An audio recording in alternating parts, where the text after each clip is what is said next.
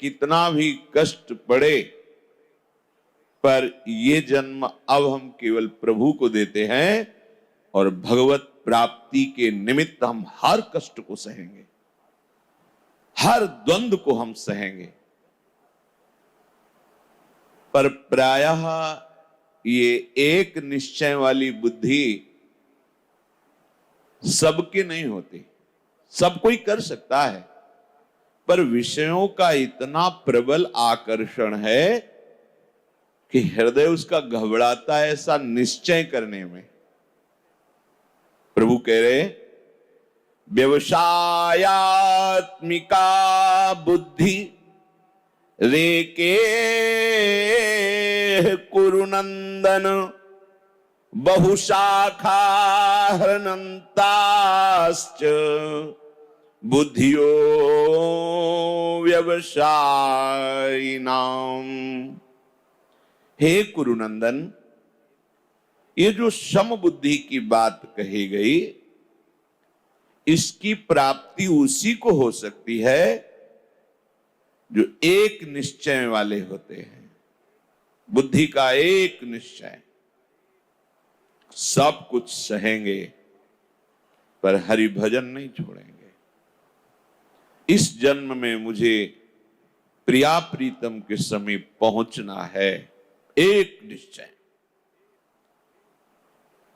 जिनका एक निश्चय होता है, हे पार्थ, वही समता को धारण कर सकते हैं।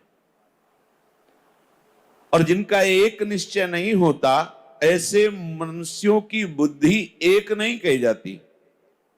प्रभु कह रहे हैं, बहुशाखा हृनन्ताश्च बुद्धयो अव्यवसायी नाम। ये बहुत शाखा वाली अनंत बुद्धियां उनके होती हैं।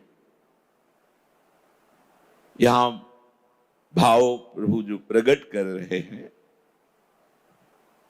कह रहे हैं कि जिसके हृदय में ये भाव है कि अभी तो हमने भोगों को भोगा ही नहीं, ये भोग लें, ये देख लें, ये सुन लें, ये सूंघ लें, ये छू लें, आदि आदि, ऐसा हो जाता तो ठीक है, ऐसा हो जाए तो और बढ़िया है, ऐसा कर लूंगा। ये जैसे एक शाखा से बहुत छोटी छोटी टहनियां निकलती हैं, फिर उसमें और छोटी छोटी, ऐसे ही भोग की इच्छा मात्र से अनंत शाखाएं प्रकट हो जाती हैं। और यही संसार का बंधन है। ऐसा पुरुष क्षमता को नहीं धारण कर सकता, क्योंकि समता को धारण करने वाली बुद्धि एक निश्चय वाली होती है। सांसारिक वस्तु, पदार्थ, कामना, भोग, बहुत शाखाओं वाली बुद्धि इसमें विचरण करती है। लेकिन प्रभु की प्राप्ति वाली एक बुद्धि होती, सब तज हरि भज, खत्म। एक में काट दिया, पूरा संबंध काट दिया। धन की कामना, भोग की कामना, मान बढ़ाई की कामना, बहुत कामनाओं की भीड़ है, बस एक जगह से काट दिया कि मुझे प्रभु चाहिए और कुछ नहीं। सब तज हरि भज, काट दिया।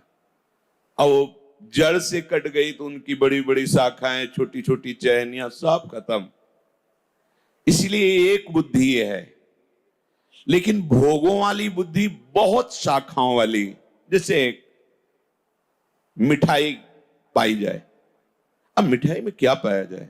गुलाब जामुन, गुजिया, दूध पकौड़ी, ये बहुत शाखाएं। ये भोग किया जाए, बहुत शाखाएं। बहुशाखा हृनन्ताश्च बुद्धयो अव्यवसायी नाम। जिनकी भोग बुद्धि है, उनकी बहुत शाखाओं वाली, बहुत शाखा, किस किस को काटे, भीड़ लगी हुई। कामना, वासना, तृष्णा, इच्छा, राग, द्वेष, जिसके भीतर मैं भोग करूंगा ये भाव है, वो संग्रह में और भोगों में आसक्त रहता है, और भोगों की अनंत शाखाएं हैं। विचार करके देखो, हमें लगता है अगर ये भोग मिल जाए तो शांति हो जाएगी। भगवान कह रहे हैं, जिन्होंने रचा है, कह रहे हैं अनंताश्च बुद्धयो अविषयाई नाम, अनंत शाखाएं उसकी है। जैसे अगर सुंदर पत्नी मिल जाती और उससे एक पुत्र हो जाता, फिर बाद में सोचते कि आगे धर्म करना है, भजन करना है क्या, पर पहले एक ही ऐसा हो जाए। अब वो पत्नी सुंदर कैसे मिले? अगर बढ़िया मकान होता, गाड़ी होती, अच्छे रुपया होते, तो पत्नी बढ़िया मिल सकती थी। चलो ये सब हो गया, पत्नी मिल। अब पुत्र, वो तुम्हारे बस की बात थोड़ी, तुमने पूर्व में सुकृत किए होंगे, संस्कार होगा तो ऐसा होगा। अब पुत्र नहीं हो रहा तो डॉक्टरों के पास चलते हैं, औषधियां लेते हैं, या बड़े बड़े मंत्रवेत्ता से अनुष्ठान कराते हैं, दान पुण्य करते हैं, या चलो भाई वो सिद्ध महात्मा है उनसे पुत्र प्राप्ति का आशीर्वाद ले लेते हैं। बहुत बहुत शाखाएं, एक एक विषय की बहुत बहुत शाखाएं। नहीं, धन तो जरूरी है ही है, धन नहीं होगा तो कुछ नहीं है। धन से ही धर्म होता है, धन से ही शरीर का पोषण होता है, और धन से ही कहीं ना कहीं ठाकुर सेवा भी होती है। धन तो जरूरी है ही है। अब धन कैसे आवे? नौकरी करें, व्यापार करें, और भी बहुत से उपाय करें, पर इनसे सही माने में धन नहीं आएगा। झूठ तो बोलना ही पड़ेगा व्यापार में, अगर झूठ नहीं बोलेंगे तो व्यापार कैसे चलेगा? थोड़ी बड़ी बेईमानी तो चलती है, फिर से थोड़ी से काम नहीं चलेगा। अब ऐसा कोई हाथ मारे जिसे लंबा धन आवे, एक बार अधर्म हो जाएगा, हो जाएगा, और थोड़ा सा दान पुण्य कर देंगे, वो पैसा पवित्र हो जाएगा। लोगों की जो अनंत शाखाओं की बुद्धि है, अज्ञान की, ये अज्ञान की बुद्धि है। अब किसी ने उनको बताया कि अगर इस आदमी को तुम मार दो तो 5 लाख रुपए मिलेंगे, व्यवस्था हम कर देते, तुम्हारा कुछ नहीं बिगड़ेगा। राजी हो गया। कितना अपराध पे अपराध भयंकर बनता चला जाता है। भगवान कह रहे हैं कि जिनके हृदय में ये भोगों की भोगने की लालसा है, वो समता को समझ ही नहीं सकते। नहीं तो प्रभु ने कहा अगर समता का थोड़ा भी आरंभ कर लिया जाए तो आवागमन के चक्र को मिटा देगी। देखो, आप लोग कृपा पात्र जन हैं। समता का स्वरूप सहना है। एक स्वरूप की समता होती है जिसमें इधर और इधर सब प्रभु ही है, ऐसा अनुभव होता है। पर ये स्वरूप की समता का अनुभव करने के पहले अंतःकरण की क्षमता आवश्यक है। अंतःकरण की क्षमता होती है क्षमता, अंतःकरण की समता होती क्षमता। क्षमता, हाँ, सहनशील, शांति, अव्यर्थ कालत्वम। जिसने नियम ले लिया है कि किसी भी तरह से मैं अपनी शांति भंग होने नहीं दूंगा, किसी बिना बाहरी सहयोग के। देखो, इसमें अगर बाहरी सहयोग लेने की आपने थोड़ी भी इच्छा की तो अनंत शाखाएं फूट पड़ेंगी। हमें इच्छा ही नहीं रखनी। हमारी सुरक्षा का भार और हमें अप्राप्ति की प्राप्ति कराने का भार हरि गुरु के ऊपर है। बिल्कुल विश्वास रखो, किसी अस्त्र में ताकत नहीं है कि आपके पांच भौतिक शरीर का भी भेदन छेदन कर सके, क्योंकि प्रभु हैं, और अगर उनका विधान है तो किसी भी रक्षा कवच की ताकत नहीं कि बचा सके। बिल्कुल दृढ़ निश्चय कर लो। पर यह दृढ़ निश्चय भगवत कृपा से ही होगा, नहीं तो हम बातें जरूर करते हैं प्रभु के विश्वास की, पर हम विश्वास रखते हैं अस्त्र शस्त्रों में, विश्वास रखते हैं मित्रों में, अंगरक्षकों में। जब अजान बाहु अभेद भुज दंड मूल प्रभु के भुजाओं का भरोसा होगा तो फिर अन्य कोई भरोसा नहीं होगा।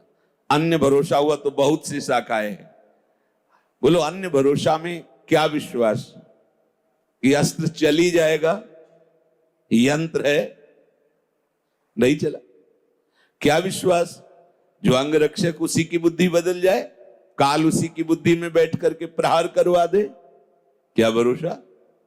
एकमात्र जिसे किसी भी तरह की कोई सुख सुविधा की आकांक्षा है तो उस समता को नहीं धारण कर सकता है। ये खास बात है, क्योंकि समता हृदय की क्षमता है। जब तक आप इस बात को स्वीकार नहीं करेंगे, भगवत मार्ग में आगे नहीं बढ़ पाएंगे। प्रायः लड़खड़ा के यहीं गिर जाते हैं, राग द्वेष में ही गिर जाते हैं। बहुत बड़ा जाल है। राग द्वेष दोनों खोइए तब खोजिए पद निर्वाण, महापुरुषों ने कहा है। प्रभु कह रहे हैं कि पहले तो तुम्हें सत्संग के द्वारा यह निश्चय करना होगा। ये तुम्हारी जो बहुत शाखाओं वाली बुद्धि है, इसका त्याग किए बिना निश्चय नहीं होता। हमारी जो बुद्धि बहुत शाखाओं में फैली हुई है, उसका कारण ढूंढना होगा। हमारा बहुत शाखाओं में भ्रमण करने का कारण है सुख। हम कहीं भी किसी भी व्यक्ति से, वस्तु से, स्थान से या उसका कारण होता है सुख भोगना। ध्यान दीजिए, पूरी की पूरी जीवन इसी में व्यतीत हो जाता है, सुख की खोज। और इधर सुख है नहीं। दुखालयम भगवान ने बनाया और मोटी हेडिंग में लिख दिया, दुखालयम अशाश्वतम, ये नाशवान है और दुखमय है। और आप उसी बाजार में जहां दुख बट रहा है, दुख योनया, जिसके भोगने से दुख ही